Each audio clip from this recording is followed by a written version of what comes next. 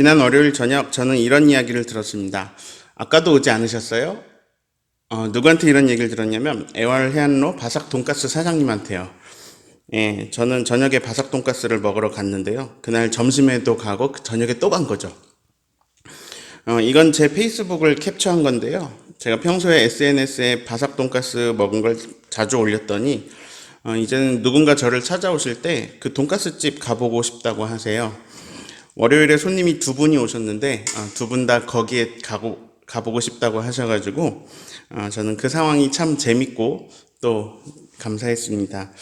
네, 점심에 갔는데 선배 목사님이 계신 거예요. 그 목사님께서 센스 있게 계산을 해주고 가셨습니다. 그날 점심은 강현옥 목사님이 그리고 저녁은 이상중 목사님이 사주셨습니다. 이 감동이 채 가시기도 전에 수요일에 황인생 목사님이 바삭 돈가스를 또 사주셨습니다. 계속 얻어먹었어요. 이번 주 고마운 일이 많았죠. 그런데 그렇게 지난 저의 삶을 들여다보니까 계속 누군가의 도움으로 삽니다. 너무나 많은 도움이 저를 살리고 있습니다. 헤아릴 수가 없습니다. 기억나는 것만 열거해도 끝이 없습니다. 그러니까 기억 못하는 것까지 얼마나 많을까요? 그리고 그 도움들을 묵상해 보니 그 근원으로 올라가게 되는데요. 그 모든 도움의 근원은 하나님이십니다. 오늘도 하나님께서 저를 살려주시고 계십니다. 제가 먹은 돈가스에 고기도 하나님이 주셨고 빵가루 만든 밀도 하나님이 주셨고 기름 만드는 콩도 하나님이 주셨습니다. 우리에게 물질을 누리게 하시고 그런 것을 함께 영위할 수 있는 좋은 사람들을 주셨습니다. 제가 방금 했던 한 번의 호흡은 온 우주가 만들어내는 예술입니다.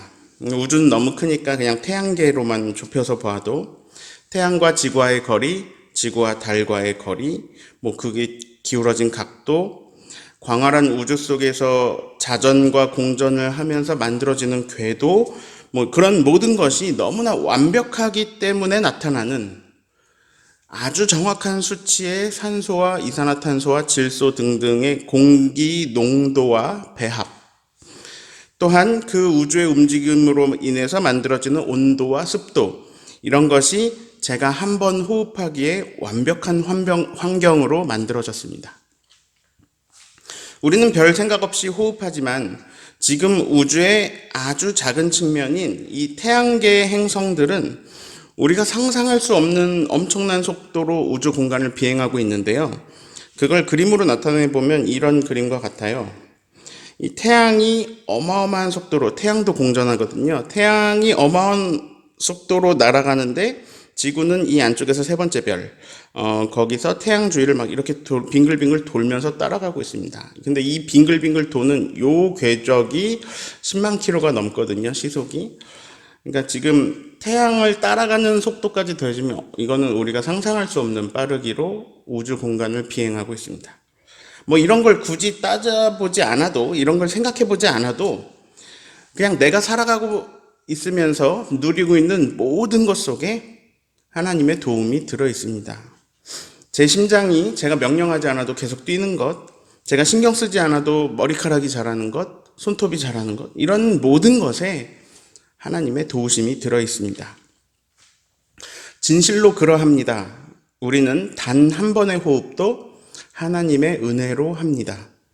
그분은 우리에게 생명을 주시고 살아가는 데 필요한 모든 것을 주시고 그리고 이 생명만으로는 모자라서 영원한 생명을 주시려고 자신이 직접 인간이 되시고 십자가에서 모든 죄의 값을 다 지불하시고 부활하셔서 우리도 부활할 수 있게 하십니다. 이렇게 몇 마디 말 속에 담아내기에는 너무나 큰 은혜가 우리에게 매일 임하고 있습니다.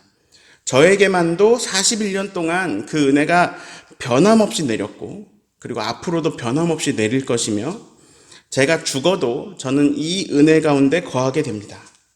죽었는데 영원히 사는 영원한 생명을 누립니다. 즉 우리는 영원히 은혜를 누립니다. 그리고 영원히 쏟아져 내려오는 사랑 안에 거하게 됩니다.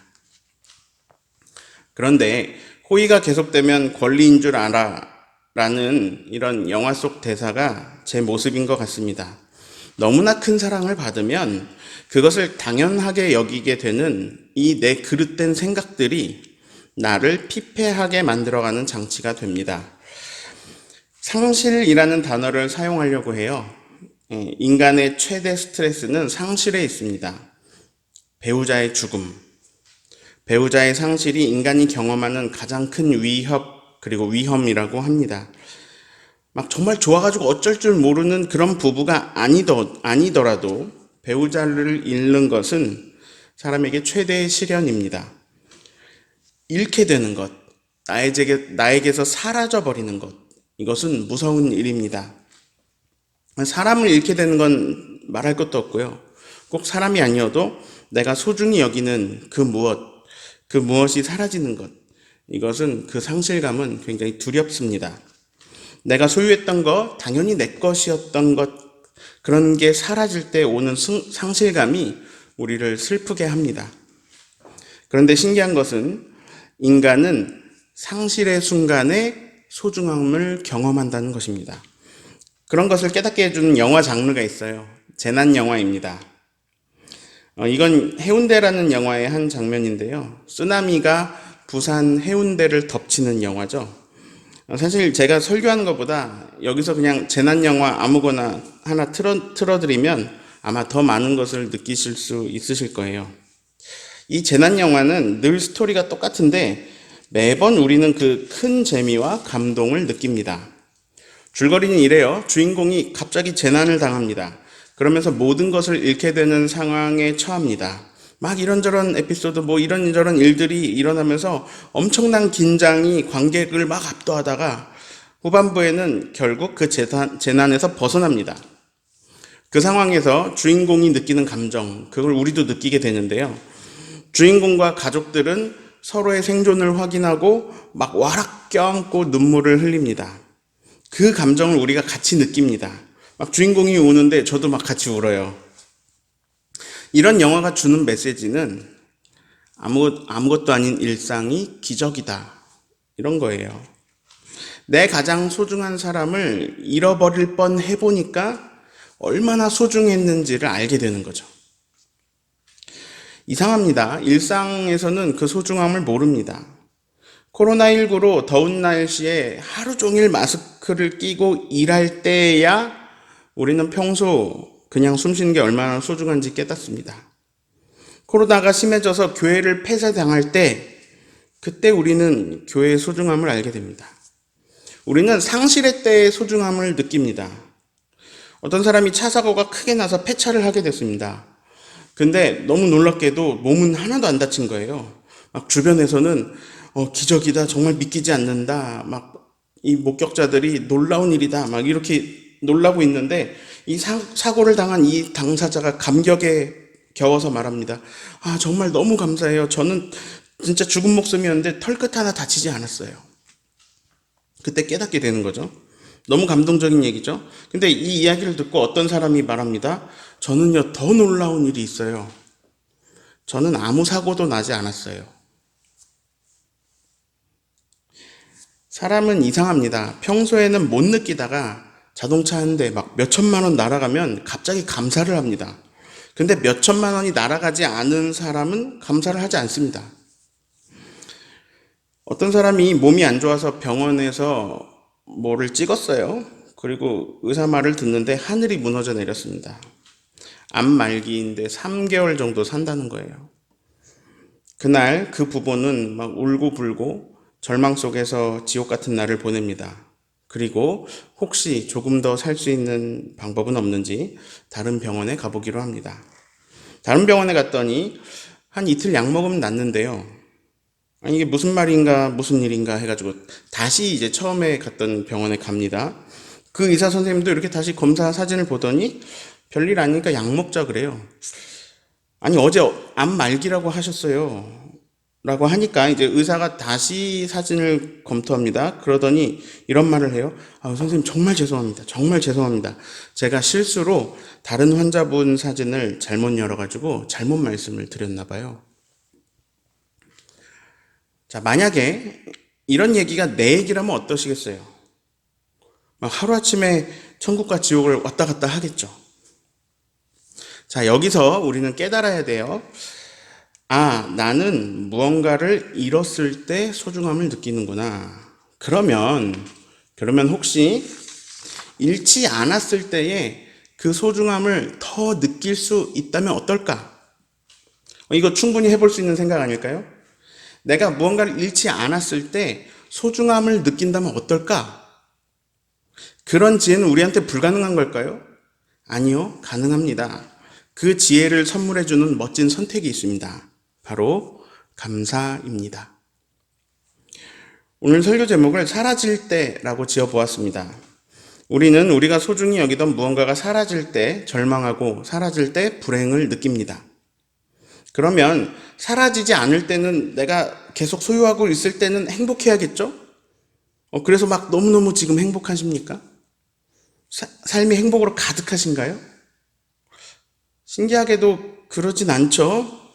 왜냐하면 감사를 선택하지 않기 때문입니다. 자, 여태까지 한 이야기를 정리해 봅니다. 우리는 모든 면에서 누군가의 도움으로 살고 있습니다. 혼자 살 수 있는 존재는 없어요. 은혜는 늘 있습니다. 은혜는 없어지지 않는다. 감사는 선택이다. 자, 감사는 선택입니다. 감사가 사라질 때 우리는 행복을 잃어버립니다. 아무리 감사할 일이 많아도요, 그걸 당연히 여기는 순간 나의 행복은 사라져버립니다. 자, 중요한 깨달음이 있습니다. 감사가 사라지면 행복이 사라진다. 행복은 만족에서 옵니다. 만족이 사라지면 행복이 사라져요. 좋은 것들이 즐비한데도 만족하지 못하는 모습이 나에게 있습니다. 만족이 사라지면 행복이 사라진다. 그런데 감사라는 것은 이미 만족한 상태에서 나오는 표현입니다. 감사합니다. 나를 향한 사랑, 나를 향한 도움, 그런 모든 것, 내가 누리고 있는 것들이 당연한 게 아니라는 것을 깨달을 때, 그때 우리는 감사의 마음을 가지고 만족 속에 거하게 되면서 그것은 행복으로 이어집니다. 누가 봐도 행복한 상황인 것 같은데 불행한 사람들이 있어요. 그들의 공통점은 감사를 잃어버린 것입니다. 감사가 사라질 때 우리의 삶은 피폐해집니다. 어쩌면 부자들이 그럴 수도 있습니다.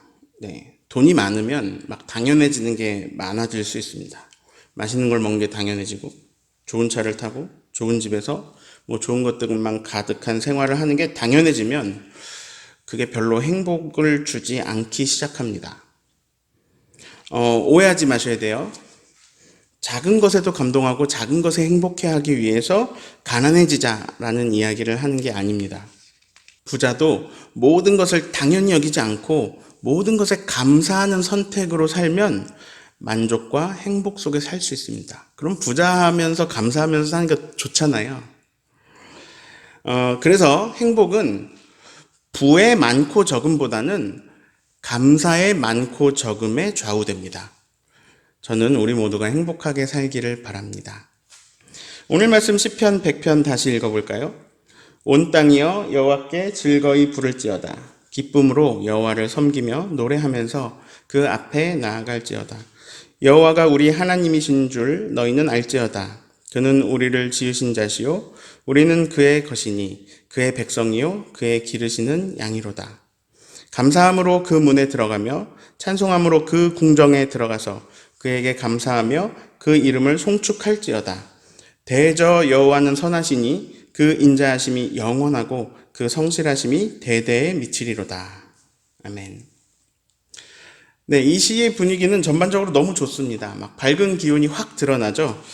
이 말씀을 읽고 우중충하고 음침한 것을 느끼는 분은 없습니다. 자, 표현들을 볼까요?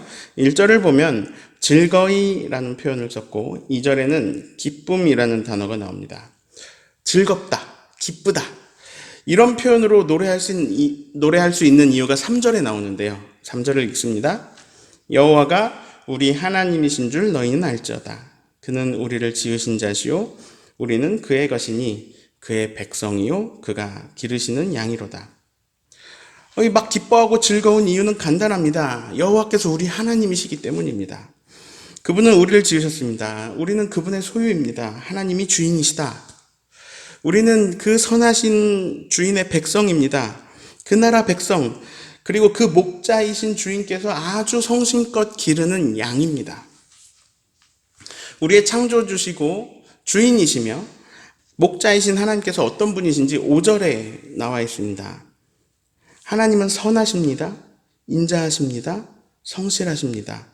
선하시고 인자하신데 성실하시기까지 합니다. 그 선함, 그 인자함, 그 성실함이 단 한 번 그런 게 아니고 막 언제부터 언제까지 딱 일정 기간 그런 게 아니고 영원히 그렇습니다. 대대에 미치는 선함, 인자함, 성실하심이 있는 거예요. 제가 뭐 다른 사람의 인생을 판단할 수 없으니 저는 제가 살아온 길을 들여다보려고 했습니다. 어제 저는 저기 맨 뒤에 본당 가운데에서 뒤에서 두 번째 의자에 앉아가지고 저의 삶을 살펴보았습니다. 돌아보았습니다. 그리고 진실로 똑같이 고백하게 되었습니다. 하나님의 선하심과 인자하심과 성실하심이 영원합니다. 그 내 인생에 가득했습니다. 목사님이니까 그렇겠죠. 목사님 삶이니까 그렇겠죠. 라고 하시면 뭐 할 말은 없습니다. 그러면 제가 물어봅니다. 진실로 하나님의 주인 되심을 받아들이고 그분께 나의 삶을 맡기고 그분의 인도하심을 선택하신 분들은 마음속으로 한번 대답해 보세요. 하나님은 선하시고 인자하시고 성실하십니까? 아마도 많은 분들이 아멘이라고 대답하셨을 겁니다.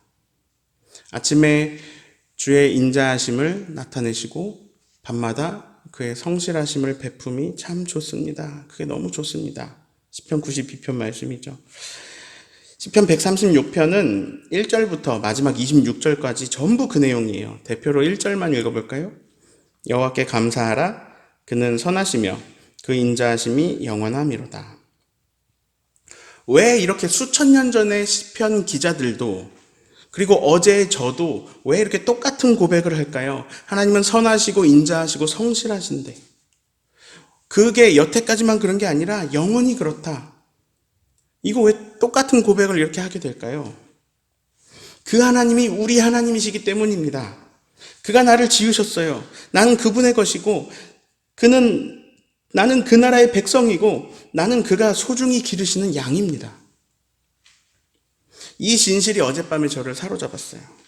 그러면 4절이 내 노래가 돼요. 이런 내용이거든요. 감사와 찬송으로 그분을 배움는 그 문으로 들어가서 거기서 그분께 감사하고 송축하자. 제가 색깔을 바꿔보았는데요. 송축하는 것은 찬송하는 것의 다른 표현이니까요. 요약하면 감사, 찬송, 감사, 찬송이 됩니다. 즉 여호와가 우리 하나님이신 줄 아는 사람들, 그분이 나를 지으시고 나의 주인이시고 나는 그 나라의 백성이고 그리고 나는 그가 기르시는 양이라는 것을 아는 사람들, 그 사람들은 감사, 찬송, 감사, 찬송 한다는 거죠. 감사, 찬송, 감사, 찬송 이렇게 사는 사람들은 행복해요. 이거는 물질의 많고 적음을 넘어서요. 이 행복은 그것을 넘어서는 행복이에요. 내가 가난해도 여호와가 우리 하나님이신 것을 아는 사람은 그분의 영원한 사랑, 그리고 그분이 주시는 영원한 생명을 아는 사람은 감사, 찬송, 감사, 찬송 이렇게 하게 됩니다. 하나님 나라를 발견한 사람은 기쁨으로 삽니다. 똑같이 살 수가 없어요. 내가 그 나라 백성이고 내가 그분의 기르시는 아주 소중한 양이라는 것을 아는 사람은 기쁨으로 삽니다. 감사로 삽니다. 찬송으로 삽니다. 감사, 찬송. 자, 총 정리합니다. 오늘 설교 제목은 사라질 때입니다. 우리의 삶에서 무언가가 사라지는 것은 참 슬픈 일입니다. 내 젊음이 어느새 사라지고 내 건강이 사라지고 내 돈들이 사라지고 막 이런 사라짐의 경험들이 우리를 위축되게 합니다. 시간이 지날수록 젊음이 사라지는 것, 건강이 사라지는 것, 이런 건 주인께서 정하신 어쩔 수 없는 섭리입니다. 창조주께서 그렇게 하셨기 때문에 그 질서대로 되어가는 것이 맞습니다.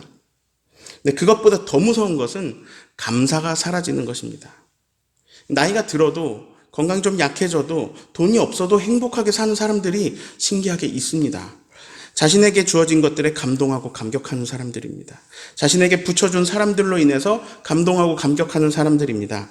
자신에게 행하신 일들로 인해서 감동하고 감격하는 사람들입니다. 바로 감사하는 사람들입니다. 부족해 보이는데 행복하게 살고 있습니다.